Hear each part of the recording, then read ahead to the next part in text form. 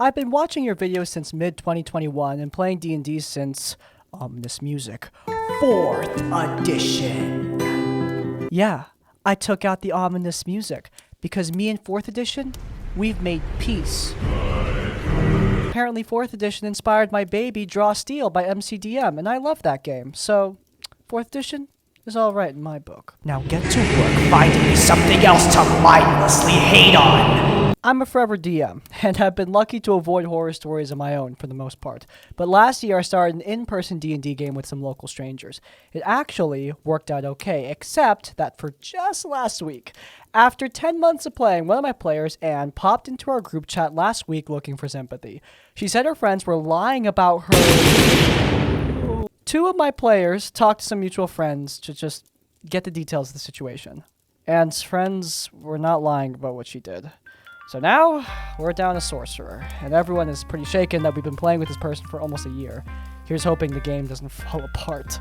Hey, it sucks, but you guys, you did good, alright? You looked at the situation, figured out the facts, and you made a decisive judgment. And, in my opinion, the right one. Leaving this lady in the group wouldn't have ended well for anyone.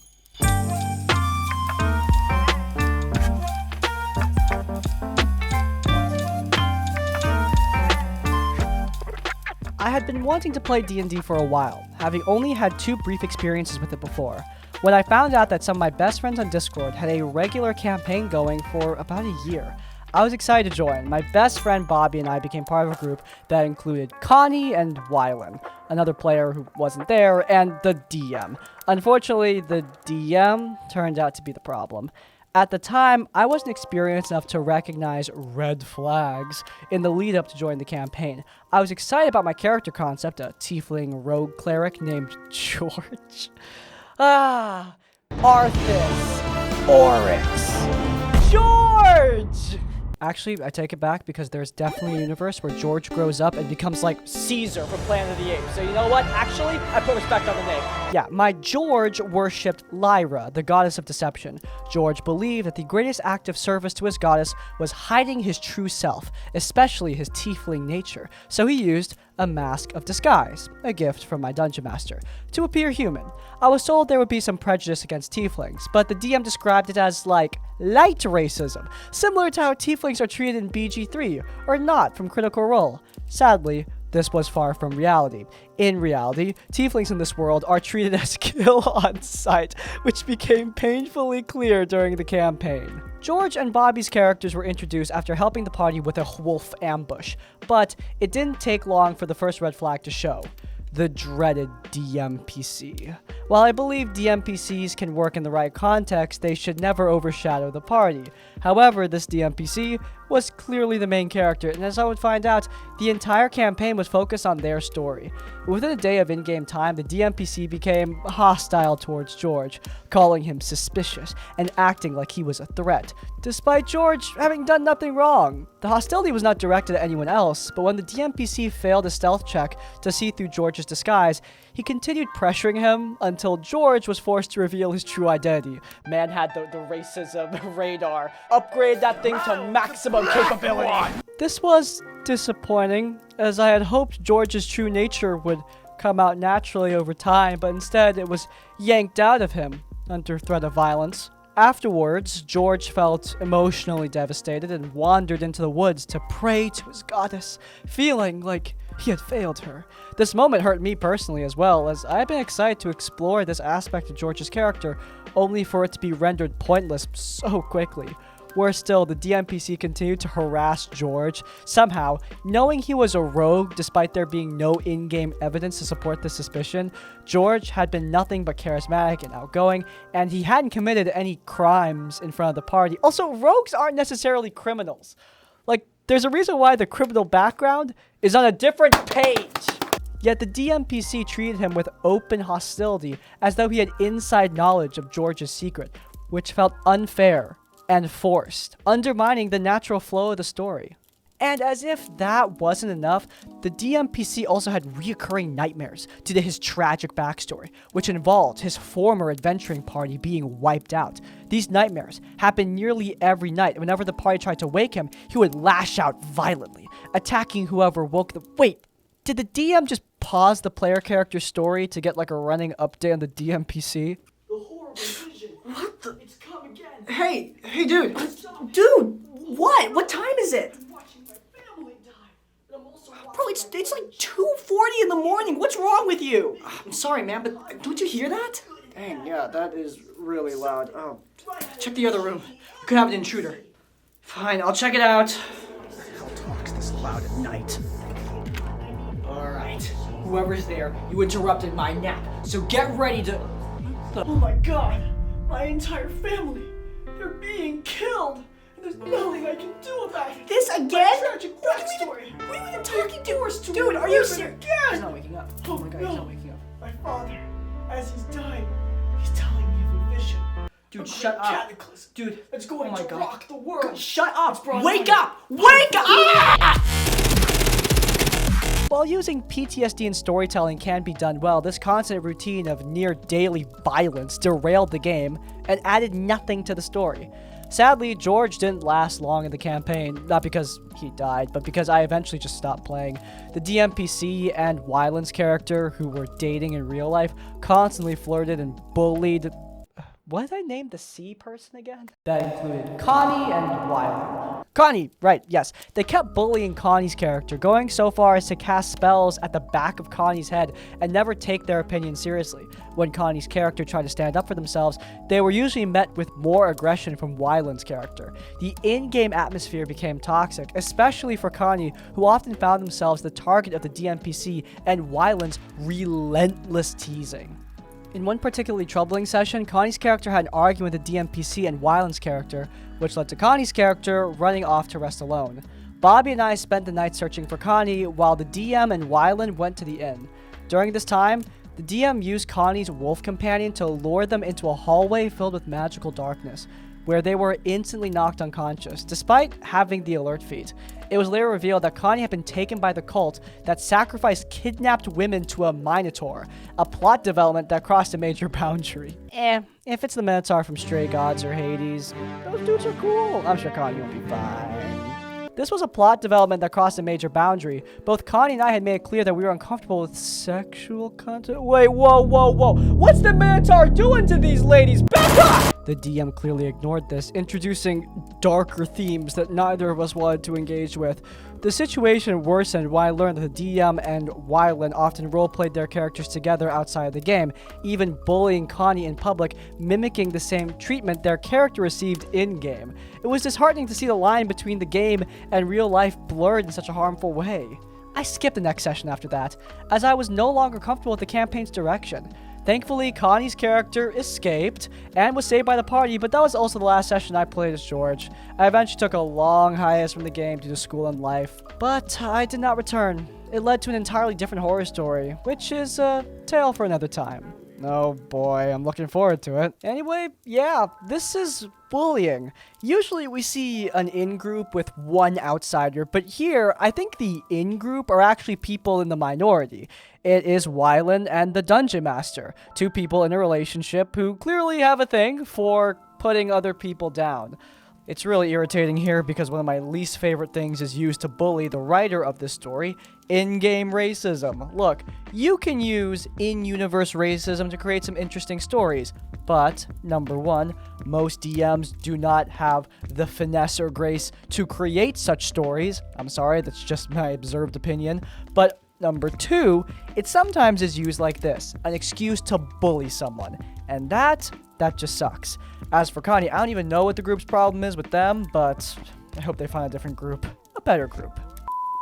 I've been really bored with the settings I've been getting in my game table. Classic medieval fantasy with maybe a dragon to spice it up. I want something different, something more, I don't know, weird? Thank God for Terry Pratchett's DiscWorld. This video is sponsored by Modifius and their new tabletop role-playing game set in Terry Pratchett's DiscWorld, Adventures in Angmorpork. Yes, that is how it's pronounced. I watched Terry Pratchett do it. But pronunciation is far from the strangest thing you'll find in this book. DiscWorld is filled with wondrous fantasy and adventure. Oh, and puns. Those too, there's a lot of puns in this game. But beyond the witches and giant space turtles, DiscWorld also is a game. You'll find plenty of familiar mechanics, your full set of polyhedral dice as you'd expect, but plenty of new material as well to keep your game table engaging if you want to play something new beyond what you're used to. Look, trying new things, it can be scary, but it doesn't have to cost you anything because there is a free quick start adventure right there in the description on Kickstarter and on the Modifius website. It's not half-baked either. All the footage you've been seeing is from that adventure, and it is extensive. If you guys are interested, then you can head down into the description down below or the pinned comments where you can pick up the DiscWorld RPG. Thank you so much to Modifius for sponsoring today's video. As always, supporting our sponsors does support us. And without further ado, I'm going to turn back into an animated rat so that we can get back to the video. I'm a cis girl, but do use she, they when someone asks for my pronouns. I don't really care to unpack my relationship to the non-binary, but I do know my feelings about womanhood have always been complicated in real life. Hey, no need to explain. We're sharing this boat. Anyway, I was playing a gauntlet in Dungeon Crawl Classics DCC with friends and tried to be diverse with the 4 characters I made. I almost always play female characters, but this time I made 1 lady, 2 men, and 1 NB character. In DCC, characters are generally rolled up randomly and start at level 0. You don't make many choices about them at first, so I was trying to make myself branch out and get inspired for characters different from what I usually play. Whichever character survives the longest usually receives, like, the most development. Obviously, dude, how are the rest gonna develop? They're in the ground! My NB character was named Bo, and really on it with the names today, aren't we? Bo was actually the only one who survived the onslaught, against all odds, I might add. And I had decided if they were more femme or masculine presenting or neither. They took an axe to the face, and the DM happened to roll minimum damage. I couldn't believe they survived, and said they came out of it with a huge scar across their face. But like how? Was it a light axe? It's at this point that finally one of the players at the table asked me, "Is Bo a girl?" And the DM answered yes, before I could.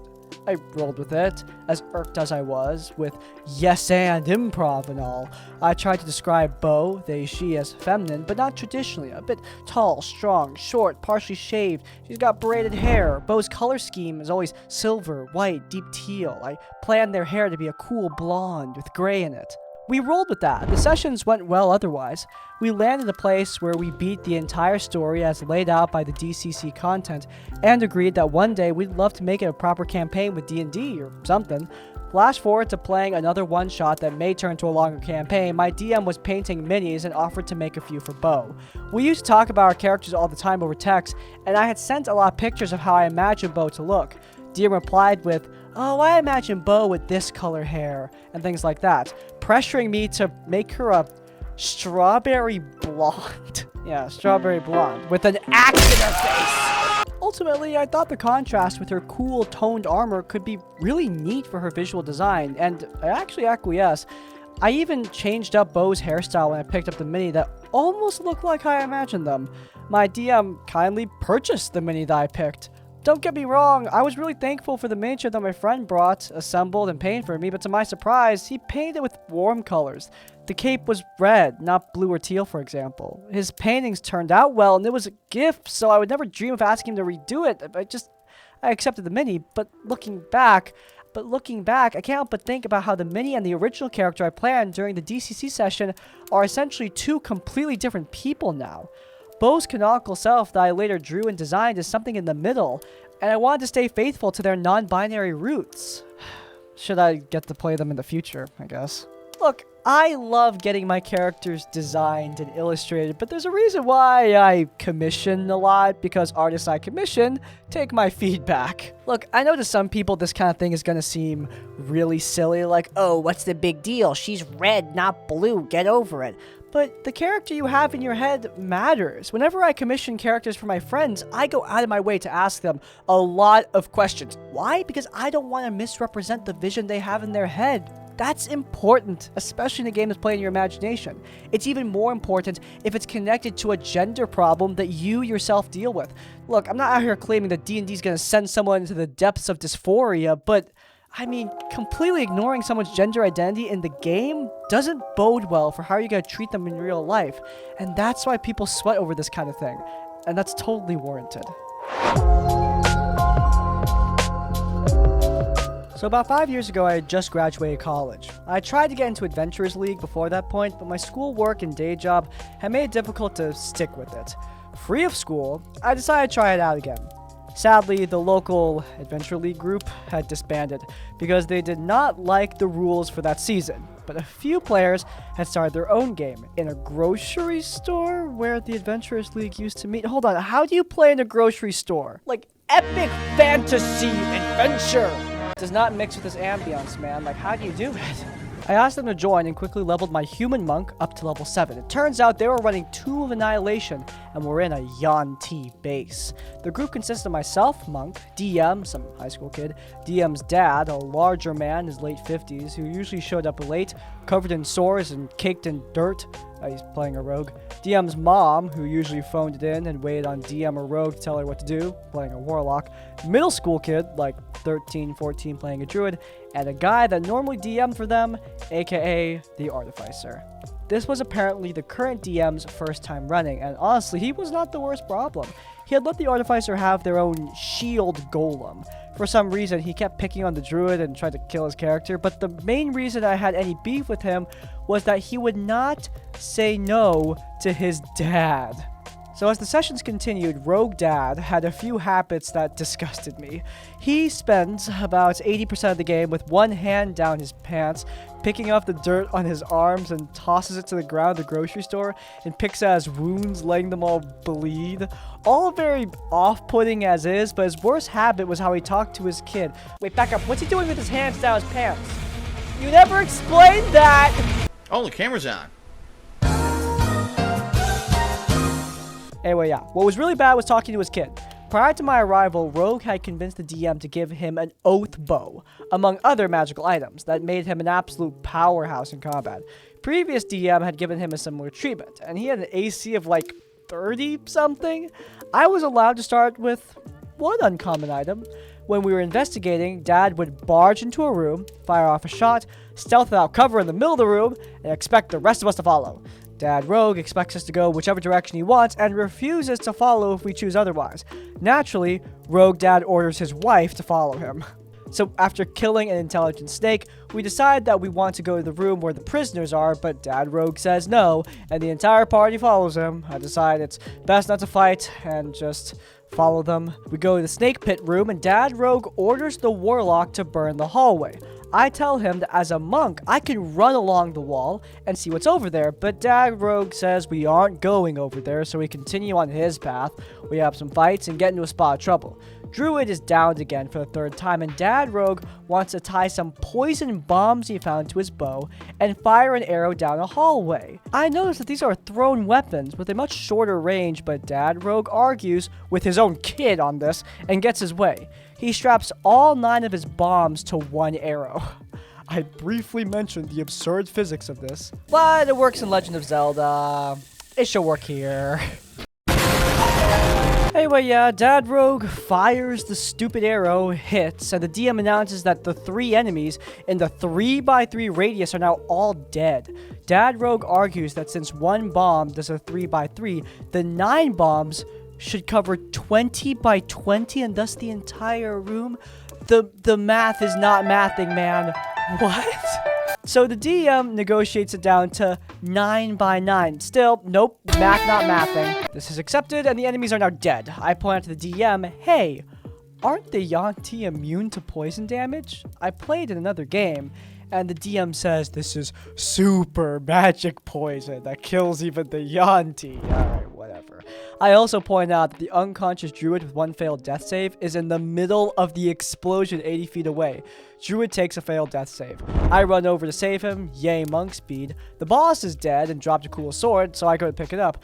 Dad Rogue snatches it, claiming they moved despite having just nuked the room, and apparently they got to it first. Dad Rogue pockets it and says, monks don't even use swords. The adventure continues and Dad Rogue continues to be a dick. DM continues to bend over for him. DM continues to pick on Druid, the 14-year-old child, if you recall. The first few rooms of the actual tomb are rough, but we finally make it to level 2. I am low on hit points, we stumble across a dead body. My monk sits down for a rest. Artificer agrees, Warlock agrees, Druid agrees.